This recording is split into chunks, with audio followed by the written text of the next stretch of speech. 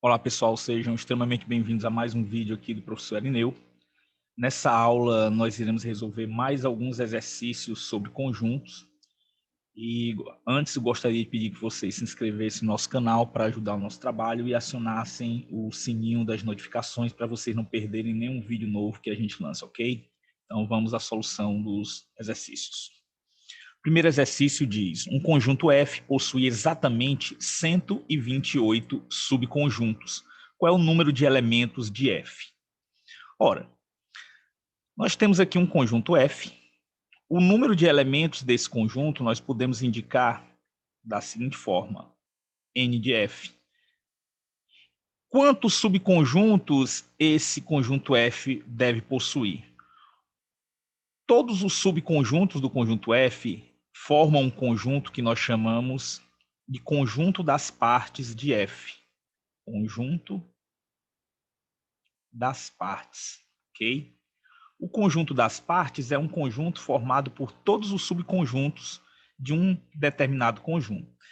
Ora, e quantos elementos tem esse conjunto das partes? O número de elementos do conjunto das partes, ele é dado por 2 elevado a n, onde esse n é o número de elementos do conjunto original.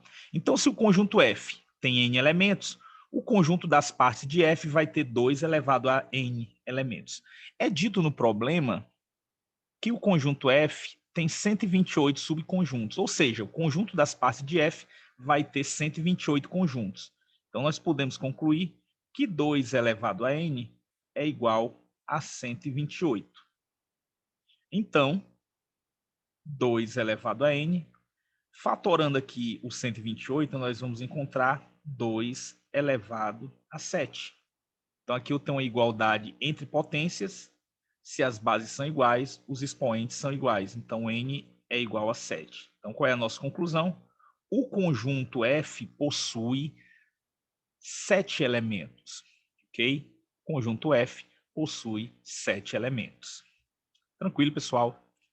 Vamos para a próxima questão.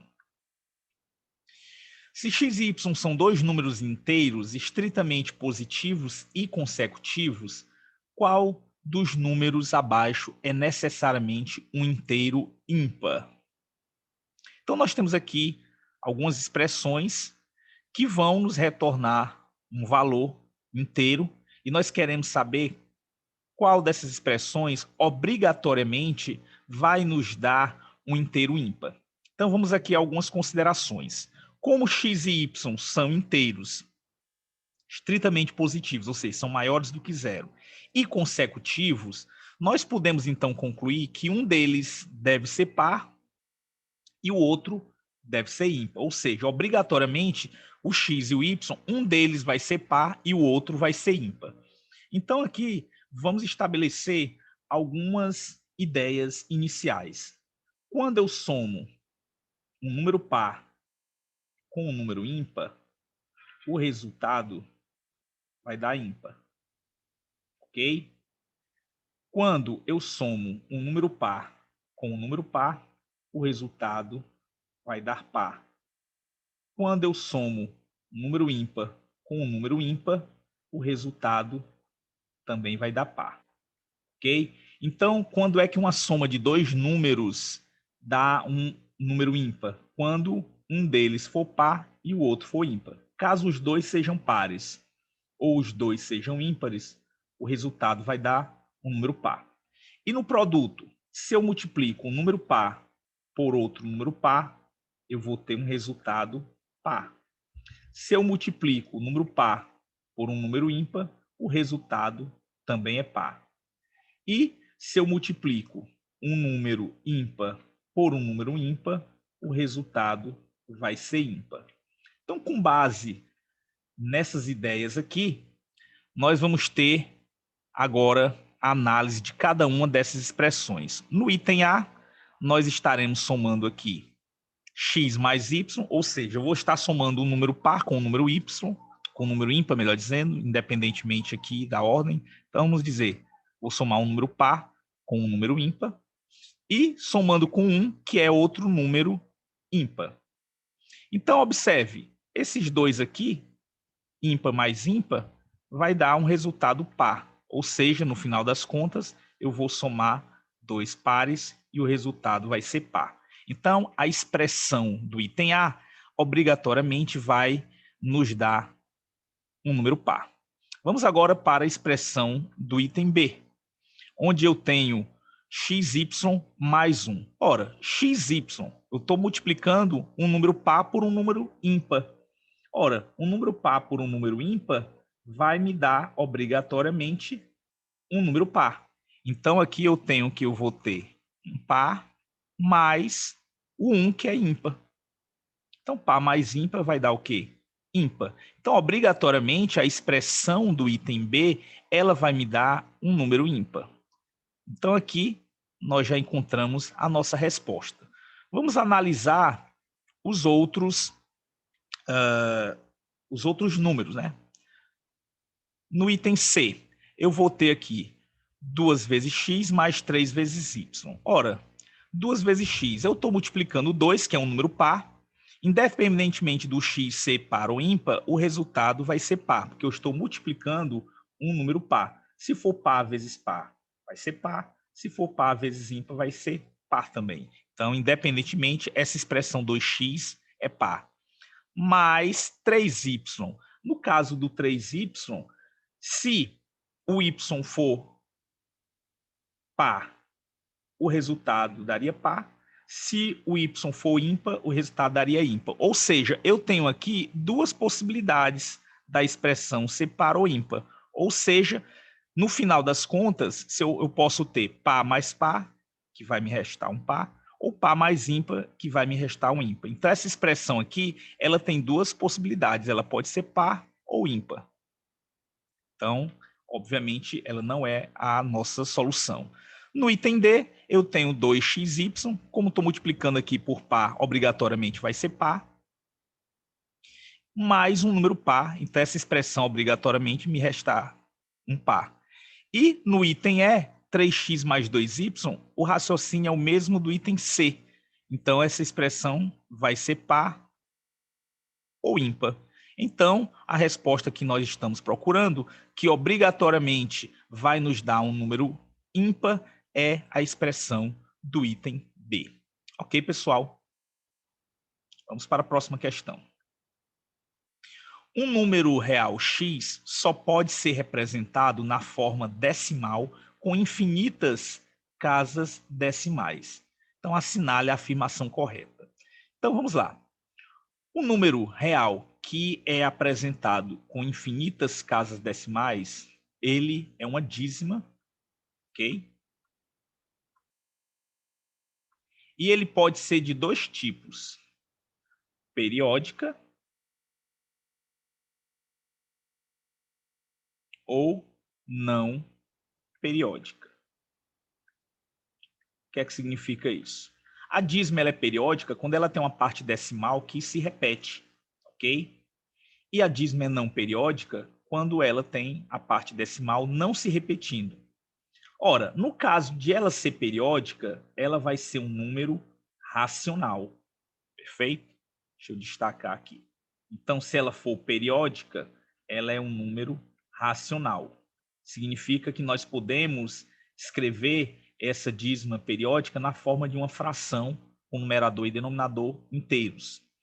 Se ela for uma dízima não periódica, então ela vai ser um número irracional, ou seja, não é possível escrevermos esse número decimal na forma de uma fração com numerador e denominador inteiros. Com base agora nessas ideias, vamos às afirmações. Item A, x é irracional. Eu não posso afirmar que x é irracional, ele pode ser racional também, uma vez que não foi dito se essas casas decimais se repetem ou não se repetem. Então, essa afirmação A, ela não é necessariamente verdadeira. Item B, x é racional se for uma dízima não periódica. Ao contrário, ele só vai ser racional se for uma dízima periódica. Então, essa afirmação está incorreta. No item C, x é racional Não necessariamente, ele pode ser irracional. Então, essa afirmação aqui ela não é necessariamente verdadeira. Item D. X é irracional se for uma dízima periódica. Ao contrário, ele é irracional se ele for uma dízima não periódica. E no item E, X é irracional se for uma dízima não periódica. Essa é a afirmação correta. Tranquilo, pessoal? Vamos para a próxima questão. Numa pesquisa de mercado, verificou-se que 15 pessoas utilizam pelo menos um dos produtos A ou B, sabendo que 10 dessas pessoas não usam o produto B e que 2 dessas pessoas não usam o produto A. Qual é o número de pessoas que utilizam os produtos A e B? Ok? Então, aqui é um probleminha sobre número de elementos e conjuntos. Nós iremos utilizar aqui a representação em diagramas para resolver esse problema. Vou utilizar aqui esses dois diagramas para representar os produtos A e B. Então, aqui à esquerda eu tenho o produto A, aqui à direita eu tenho o produto B. Então, quais são as regiões que ficam divididas aqui esse diagrama? Desse lado, nós temos quem utiliza apenas o produto A. Essa região aqui é o equivalente a A menos B, ok? Essa região central são os que utilizam os dois produtos A e B. Isso aqui é o equivalente a A interseção B. E essa região aqui é quem utiliza apenas o produto B. Essa região é equivalente a B menos A. E, obviamente, fora do diagrama, quem não utiliza nenhum dos dois produtos. Então, a questão nos pede exatamente quantos utilizam os produtos A e B. Ela está pedindo a interseção, então ela está pedindo essa região central aqui. Então, como nós não conhecemos, vou chamar aqui de X, por exemplo. Vamos agora para quantos utilizam o produto A. Produto A, o que ele nos diz aqui? 10 pessoas não usam o produto B e 2 pessoas não usam o produto A. Então, o que é que nós temos? Se 10 pessoas não usam o produto B, nós temos aqui que essa é a região das pessoas que não usam o produto B, que é de 10, ok? E aqui são as que não usam o produto A, que são exatamente 2 pessoas. Se nós somarmos essas 3 regiões, ela deve dar o número aqui de pessoas que utilizam pelo menos um dos produtos A ou B, ok? Então, nós temos aqui que 10 mais X mais 2 é igual a 15. Ora, 10 mais 2 aqui vai dar 12. Então, 12 mais X igual a 15. Então, X vai ser 15 menos 12. X é igual a 3. Ou seja, quantas pessoas usam os dois produtos A e B? São exatamente 3 pessoas. Então, pessoal, a saída dessa questão aqui está basicamente em você entender que essa região aqui é quem usa apenas o A, o que é equivalente a dizer que não usa o B, e essa região aqui é que usa apenas o B, que é o equivalente a dizer que não usam o A, considerando, evidentemente, a situação de que nós não temos aqui pessoas que não utilizam nenhum dos dois produtos, ok? Que é o caso da questão aqui, que ele já nos dá que 15 pessoas utilizam pelo menos um dos produtos A ou B. Tranquilo, pessoal? Vamos para a próxima questão. Em uma escola, numa turma de 20 estudantes, 16 jogam futebol, 12 jogam voleibol e 2 não praticam esporte algum. O número de alunos dessa turma que joga somente futebol é. Então, vamos lá. Eu tenho total de 20 estudantes. É dito que 16 jogam futebol, 16 jogam voleibol e 2 não praticam esporte nenhum. Então, vamos aqui representar, a exemplo da questão anterior, por diagramas.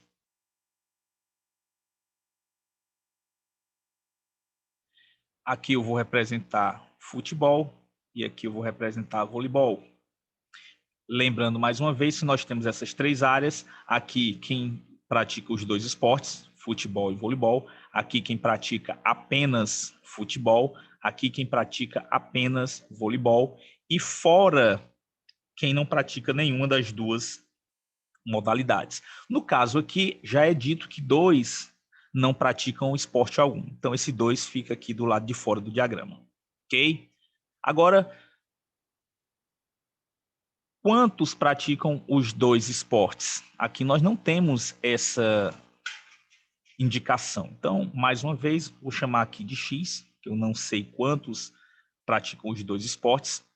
Quantos praticam apenas futebol? Vai ser o total de futebol, que é 16, tirando quem pratica vôlei também. Então, vai ser 16 menos X. Do lado direito, quantos praticam apenas vôlei? Vai ser o total dos que jogam vôlei, 12, tirando quem pratica futebol também.